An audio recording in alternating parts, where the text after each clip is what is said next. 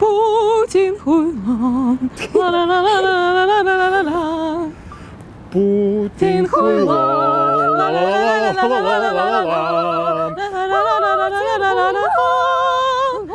We just, it's a very famous Ukrainian song, which means Putin is a fuckhead. Твои очки, ты фотографируйся. Our problem is that we can make fun of everything, and sometimes it becomes a problem. Because we taught ourselves how to make fun of ourselves first, and after that we start to make fun of everything. And sometimes it's just inappropriate, but we cannot just stop. So in America, a lot of prisons now are become privately owned. Do you understand the concept of like privately owned prisons, right? Very well, right. We visited one American prison even. So the idea that prison has become a profitable sport in America, and the idea is to fill as many beds as possible because there's money to be made. I mean, is that happening in Russia? Any kind of way? Is there profit to be made by filling the prisons? Well, there's at some level. Спасибо. We don't have private prisons, but local officials, they can get money into their pocket from the labor of prisoners. Right. So that's why in some places this labor is close to slave labor. For example, in penal colony, when I spent my prison term, women had to work for 16 hours per day without any day offs, and they had to do much more than on the same factories free people have to do. So our quotas were quite higher than usual, than was normal. Was it like an all-women's thing that you were in, or like a? Of course. Yeah, it was like the guards were women, everybody was women. I mean, prison officials obviously were mostly men because of our male-oriented society, and low-range prison guards were women, and they lived in that place for generations, and their psychology they changed their psychology into be prison guards. They cannot see themselves anybody just prison guard, because Stalin founded these prisons in Mordovian region when I spent my time, and it was in the 30s. And after that, not a lot of things changed in reality, because they have the same psychology and they don't have fresh air, fresh thinking from somewhere. They live in it, they live in this soup.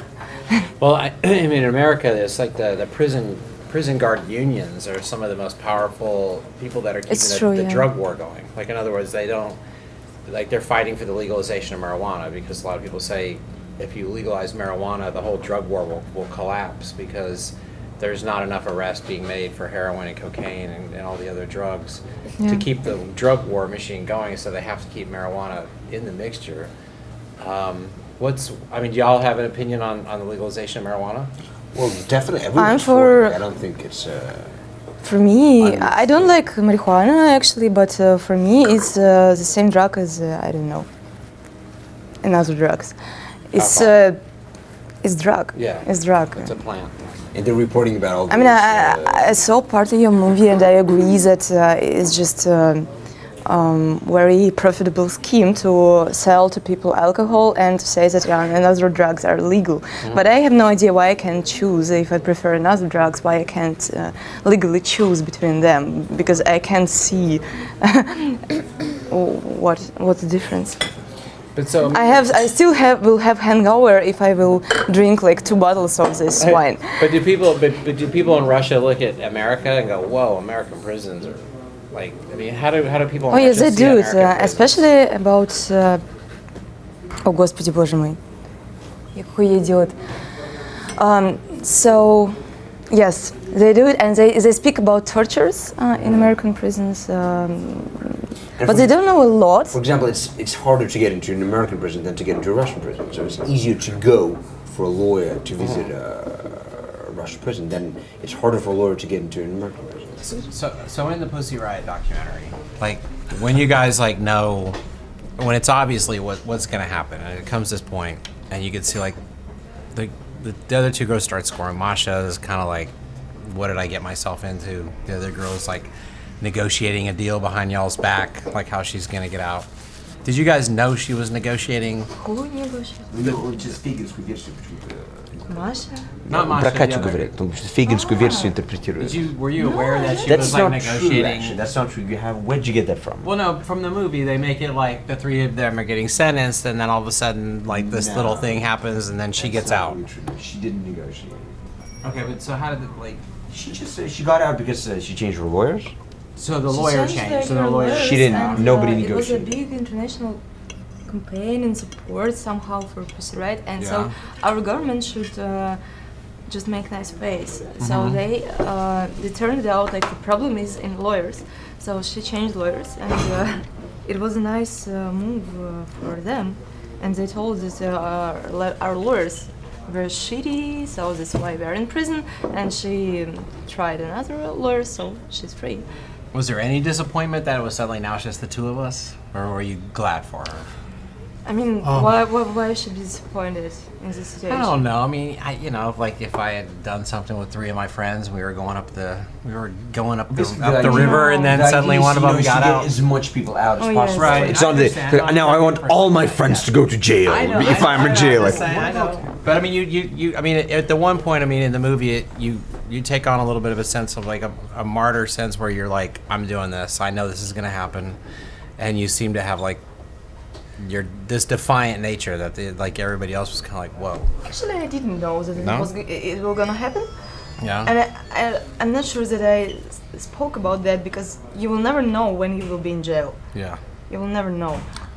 You can kill someone and obviously you will be in jail. But if you do political activism, you know that you have some possibility to end up in jail. But Sure. you don't think that okay, I'm go to church now and like in a week I should do all my stuff and. What was the transition like? Going to the prison camp. Train, and you spend like 24 hours in this train, and after that you find yourself in a transition. I don't know how to say transition prison, and you spend there one day, beautiful day. You one cell. You feel yourself like in a hotel room because after half of year together with 4 people, you are alone, and it's so cool. Wow. And I spent one day alone, and after that they put me in prison with another 1,000 people. Oh my God. So what was like? You had to work in a factory. What was your job? I saw police uniforms. Sewing? Saw police uniforms. Like with a sewing machine? Like With did they sewing go like machine, that? like very old school, Yeah. from 80s. Just like all day, like just jig, jig, jig, jig, Just jig. break all the time. Yeah. Food, yes, You were doing and it hands. with your foot? This is so great. It's fabulous. I love it. I'm so happy. Well, that was a gift, yes. And audience in the restaurant this morning were really impressed with this. Really?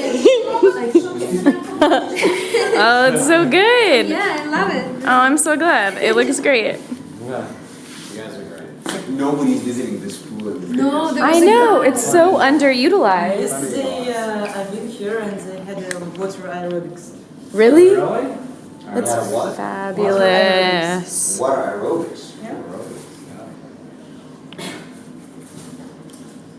He's interested in male hair removal.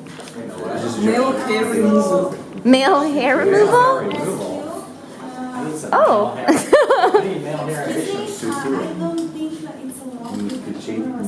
Oh, sure. Okay, yeah, we'll turn it off. Off. Yeah. Gonna get ready. We can shoot a fun movie.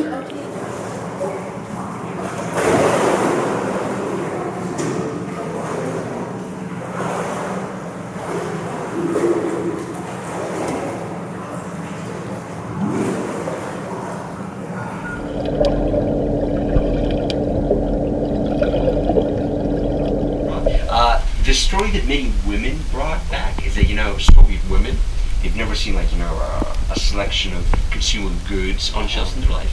So when sort of these kind of middle-aged Soviet women in their 30s and 40s went for the first time abroad to Bulgaria and saw something that resembled a Western supermarket, there were incidents where people often fainted, because they never realized in their life that you can have like 25 fucking Brands types of salami, Right. 15 dresses, and there's no like queue around the block to get dresses or shoes sold freely. Like in Soviet Union, they had this saying, a certain good is, for example, shoes were thrown out. Thrown out means they're on the shelves, because like if something is immediately in the store, it's immediately gone like 20 minutes later. So nothing is like in real, really kind of, out there in the store, just sitting on the shelf. You won't have that. So Bulgaria, I guess, was maybe at times kind of in the middle. Yeah. They sort of had a bit of consumer goods, a bit of supermarkets and stuff, but not really.